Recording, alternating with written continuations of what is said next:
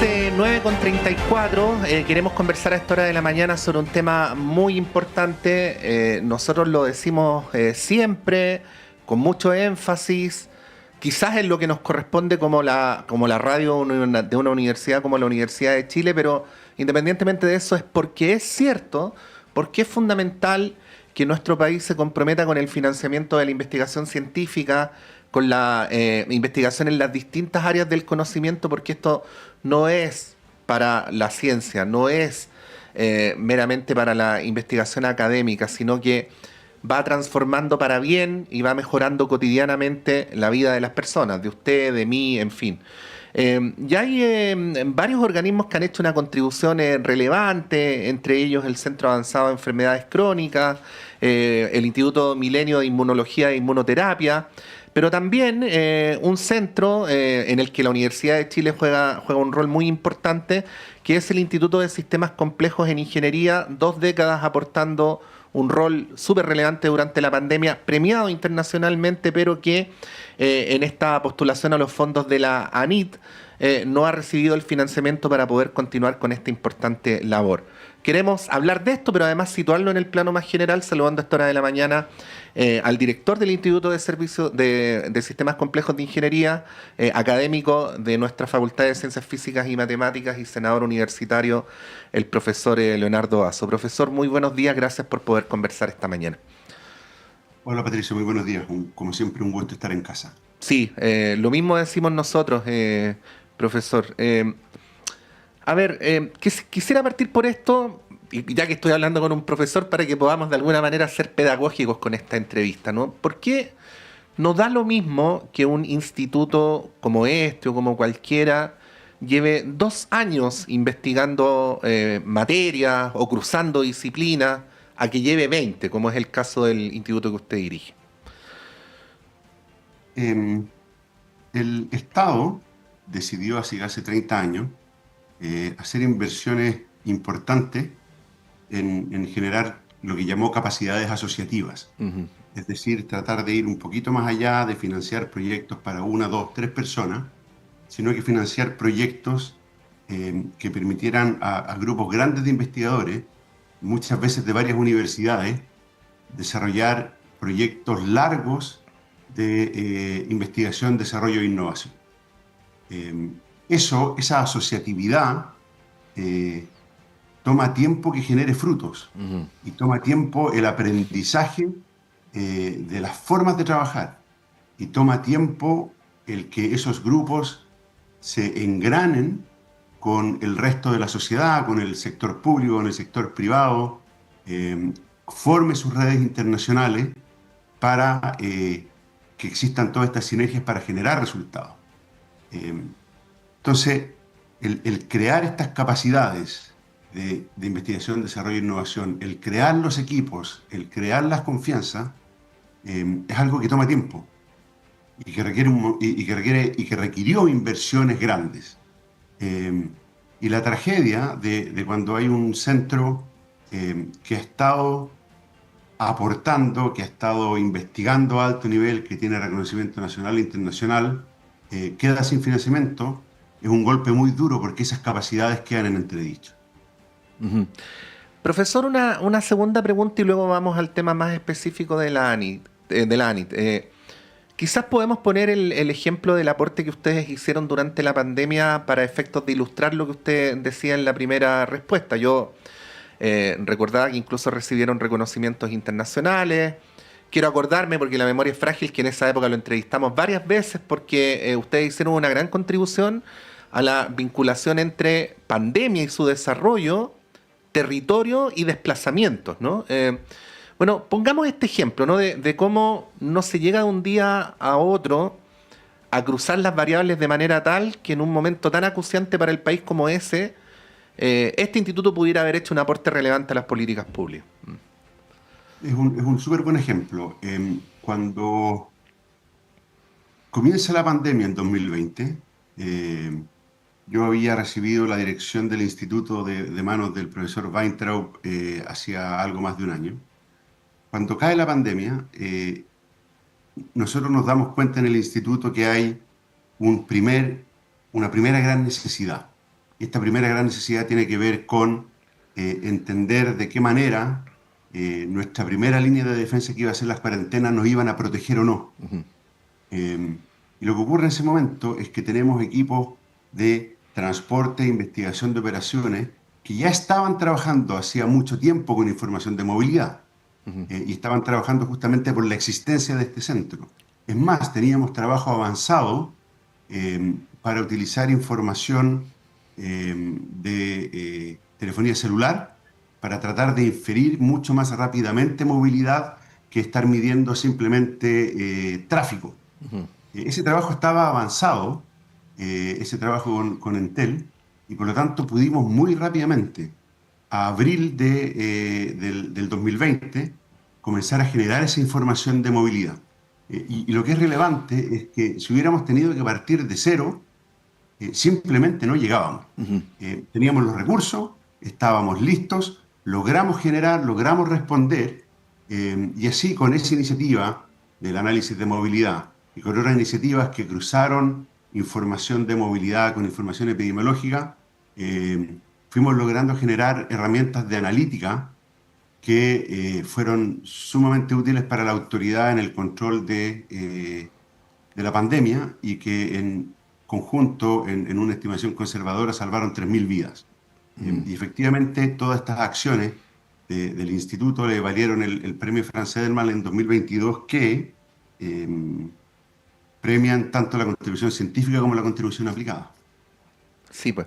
Y que es un tipo de conocimiento que por muy avanzada y desarrollada que sea la salud en general o la epidemiología por sí solas no hubieran podido lograr, ¿no? O sea, también aquí está el mérito del diálogo y el trabajo articulado entre disciplinas. Tal cual, tal cual. La transdisciplina es súper importante. La transdisciplina toma tiempo en ser construida porque requiere que investigadores y profesionales de diferentes partes, de diferentes disciplinas, conversen, se entiendan y encuentren el uso de la disciplina del frente en la disciplina de uno o viceversa. Y eso toma tiempo. Sí.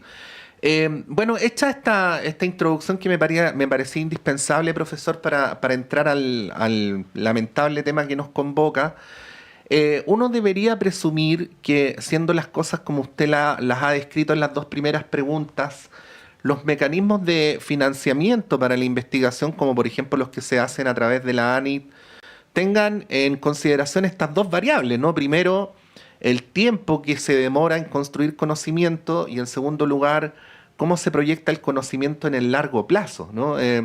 Yendo a la estructura del financiamiento de la ANIT, ¿no? ¿Qué podría decir respecto al hecho que ahora el Instituto de Sistemas Complejos de Ingeniería, tal como otros que yo mencionaba en la introducción de la entrevista, simplemente se queden sin financiamiento y no puedan continuar con esta labor que usted nos contaba? Hay temas de diferente plazo. Ujú. Quizá el primero y el más importante es que al concurso de centros de excelencia, que en realidad son cuatro, Sí. o sea, son cuatro tipos de centros distintos. El que aplica a el Instituto de Sistemas Complejos de Ingeniería son los centros de investigación aplicada. Ujú. Suena bastante obvio, pero están también los centros de interés nacional y la iniciativa científica Milenio, que es, si quieren, Blue Sky Research, o sea, Ujú. investigación más bien por curiosidad. El primer punto tiene que ver con que se presentaron 183 propuestas de investigación asociativa para un total de 29 cupos. Y eso es el primer elemento que es relevante, porque de esas 183 propuestas, posiblemente cerca de la mitad son de altísimo nivel. Estamos hablando de 90, pero vamos a financiar un tercio de eso. Entonces tenemos un primer problema de financiamiento de la ciencia. Chile hace mucho rato que es líder en Latinoamérica en publicaciones científicas y en investigación aplicada. Pero estamos financiando un tercio de aquello que debiésemos financiar. Claro, el problema previo es que el país no ha tomado conciencia de que la ciencia debe ser financiada y que debe tener un tratamiento prioritario a la hora de la definición de los presupuestos del Estado. Claro, y eso es así porque las capacidades que dejamos de construir nos significan al final más pobreza. Ujú. Lo que hay que comprender acá es que esto es una inversión en ciencia que termina pagando muchas veces aquello que se invierte. El segundo punto tiene que ver con, dado el financiamiento más bien escaso para estos centros, los concursos que se generan son bastante terribles, porque cuesta mucho diferenciar muy buenos proyectos de proyectos casi muy buenos. Y acá yo creo que en el caso de lo que sucedió con el instituto, hay un problema severo de diseño del concurso. Y me voy a referir a ello porque, por ejemplo, el primer problema es que el plan de centros, la política de centros que tenemos declarada, sostiene que se debe reconocer y valorar en la evaluación la trayectoria de aquellos centros que tienen historia y que lo han estado haciendo muy bien. Eso es lo que se declara. Hasta el concurso anterior y en los concursos anteriores, los formularios de concurso de las propuestas nuevas y de las propuestas con trayectoria eran diferentes, lo que permitía una evaluación distinta, lo que es muy razonable, porque es diferente una propuesta de personas que se juntan por primera vez y que están soñando o imaginando cómo pueden hacer investigación asociativa de alto nivel versus aquellos que tienen una historia y que vienen haciendo las cosas. Pero este año, o más bien con las bases del año pasado, eso desapareció. Se competía con el mismo formulario. O sea, hay un enunciado que no corresponde con la ponderación. Tal cual. Bien. Y por lo tanto eso generaba un primer problema. Y el segundo problema, acá sí quiero entrar más en detalle, es que en la fase de evaluación 2, la primera es admisibilidad, así que la dejo afuera. En la fase de evaluación 2 se pide dos evaluaciones, una que llaman científica tecnológica, otra que llaman estratégico-financiera. Cada uno evaluaba 7 y 8 criterios, notas 1 a 5. Las bases establecían que si en uno de esos 15 criterios una postulación obtenía una nota menos buena, en uno de 15, entonces quedaba inmediatamente fuera de competencia, en particular de ir a hacer la presentación oral, que es donde uno defiende el proyecto. Y eso entregaba o generaba una fragilidad burocrática que está dada por dos aspectos. Uno es el poder de veto respecto de alguien que evalúa menos bien un aspecto, y lo otro es que olvida los otros 15 criterios, o sea, los otros 14 criterios. Lo que nos sucedió a nosotros fue exactamente eso. En uno de 15 criterios, en vez de tener un 3, nos pusieron un 2,5, con lo que quedamos fuera de competencia. Más sorprendente aún es que ese criterio, que estaba en una de las evaluaciones, también estaba en la otra evaluación, y en la otra evaluación nos pusieron una nota muy buena. Entonces hubo una diferencia de opinión importante de criterios, que en los concursos de ANIT siempre se soluciona con una conciliación o pidiendo más antecedentes, una tercera opinión, pero que aquí las bases no consideraban. Y se acabó. Después de eso no hay más. Sí. Estamos conversando con el profesor Leonardo Basso. Profesor, pensaba en dos cosas, y usted que es un destacado académico. Equivaldría a que alguien contesta de manera perfecta una prueba, uno de sus estudiantes, ¿no? Y porque no se supiera una respuesta, o ni siquiera se la supiera, porque entiendo que en este caso además es simplemente una ponderación menor al máximo, tuviera una calificación insuficiente, ¿no? Y por el otro lado, uno debería suponer que en todo tipo de postulaciones debería haber un espacio para poder apelar, para poder conversar, para poder acompañar los antecedentes que faltan. Y digo, pensando en grande, no necesariamente en resolverle el tema al Instituto de Servicios Complejos de Ingeniería, sino en el sentido de tomar las mejores decisiones estratégicas de país respecto a cómo se financia la investigación científica, ¿no? ¿Qué podría decir sobre ello? Porque da la impresión de que ese espacio no está, ¿no? ¿Sabe qué, Patricio? Lo que usted dice es un súper buen punto. Nosotros llevamos ya debatiendo este tema en prensa, me parece que es solo una semana, pero se siente como si fuera un siglo. y el punto que usted hace ha sido poco levantado, pero yo creo que es central. Y el punto es el siguiente. Ese referato respecto de esa área dice, por ejemplo, que el gap de género es todavía demasiado significativo en términos de las investigadoras principales, Ujú. que es una de las razones por las cuales la nota es solo suficiente y no buena. Ujú. Eh, por cierto, la proporción de mujeres en investigadoras principales en el Instituto de Sistemas Complejos de Ingeniería, nosotros tenemos una proporción mayor que la que existe en las facultades de ingeniería de Chile y del mundo, que es de donde salen nuestras investigadoras.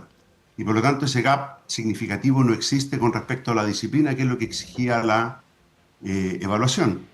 Pero no existió en un caso como ese un proceso de eh, recopilación adicional de antecedentes que uno pensaría que para un centro que tiene 20 años y que lo ha estado haciendo bien, uno quisiera hacer, porque la política del Estado debiese ser: yo quiero mejorar mis buenos centros.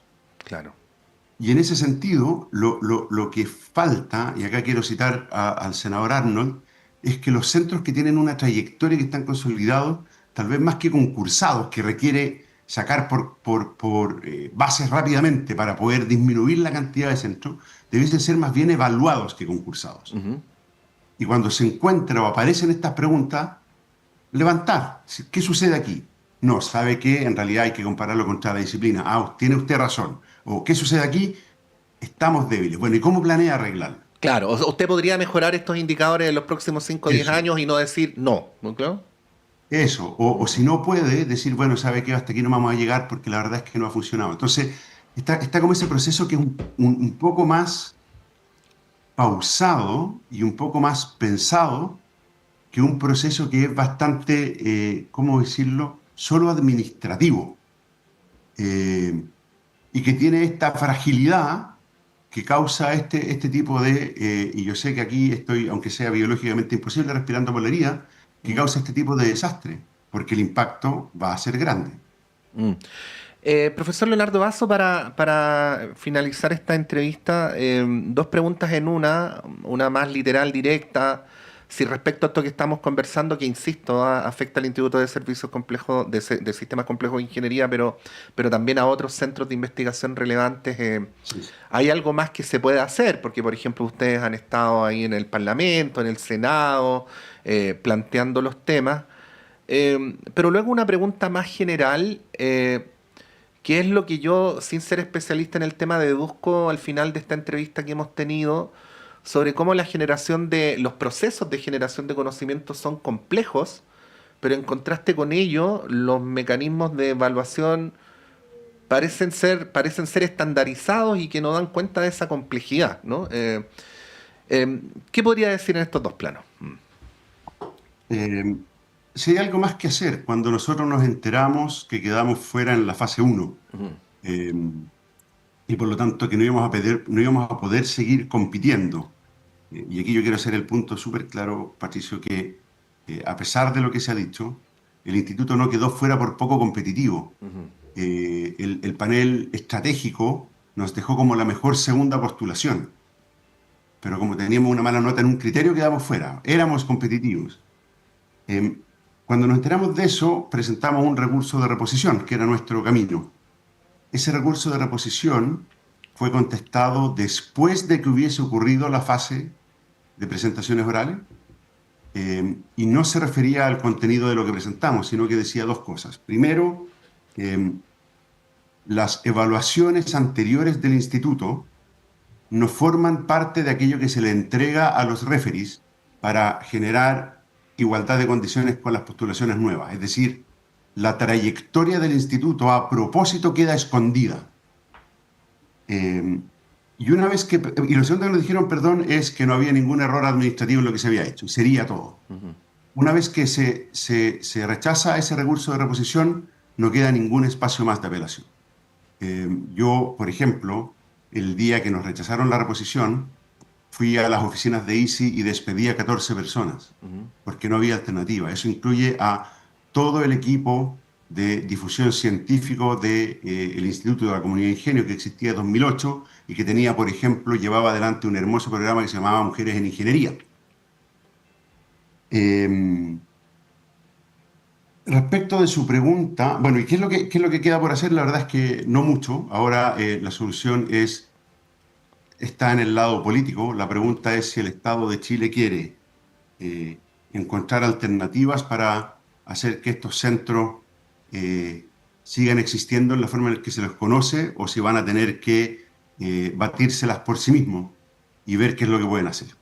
Esa es ahora la pregunta política, y eso depende esencialmente de las autoridades superiores. Respecto a los mecanismos de evaluación, esa es la gran pregunta. Uno, financiamiento, y segundo, cuando se defiende el mecanismo de evaluación por pares per se, pero no estuvo bien diseñado y uno no reconoce esos errores, entonces el daño que se causa ahora se perpetúa hacia adelante, porque vamos a hacer concursos no bien diseñados hacia adelante.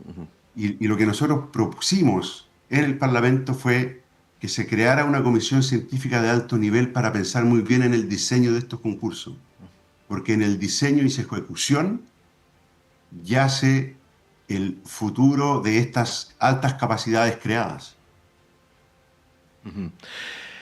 Bueno, estamos hablando de varios centros de investigación, estamos hablando del trabajo que durante 2 décadas realiza el Instituto de Sistemas Complejos de Ingeniería, pero estamos hablando al mismo tiempo, y gracias a esto, de algo mucho más integral, ¿no? Que el mismo profesor Basso lo dijo, este trabajo investigativo salvó vidas durante la pandemia, indujo mejores políticas públicas en un momento. Hay que recordar que por comprensibles razones el Estado estuvo en algunos momentos con pocas herramientas de navegación, enfrentando un escenario inédito. Bueno, para eso sirve la investigación científica, para salvar vidas, para mejorar vidas, y por eso esperamos que se pueda hacer algo al respecto. Hemos conversado con el profesor Leonardo Basso. Profesor, muchas gracias por esta conversación, por hablar del problema que afecta a su centro de investigación, pero digo en una perspectiva más amplia sobre cómo se está relacionando el Estado con las ciencias y con el conocimiento en Chile. Yo le agradezco mucho, Patricio. Quiero cerrar deseándole además un gran éxito a los colegas que con sus muy buenas postulaciones siguieron en el concurso. Nosotros no pretendemos devolvernos a ese concurso, sería injusto con las buenas postulaciones que sí están adentro. Esperamos que el Estado sea capaz de tener una visión más global. Le agradezco mucho el poder habernos explicado acá. Gracias, profesor. Que esté muy bien. Que tenga un buen día. Hasta luego, usted también. Ahí está Leonardo Basso, académico de la Facultad de Ciencias Físicas y Matemáticas de la Universidad de Chile, director del Instituto de Sistemas Complejos de Ingeniería y también senador universitario, dando su apreciación respecto a estas postulaciones a la ANIT que dejaron a varios centros relevantes fuera del financiamiento para poder continuar con su importante labor. Son las 9:56, llegamos hasta acá en nuestro radioanálisis de día miércoles, e inmediatamente viene con ustedes el semáforo con la conducción de Nicolás Rojas.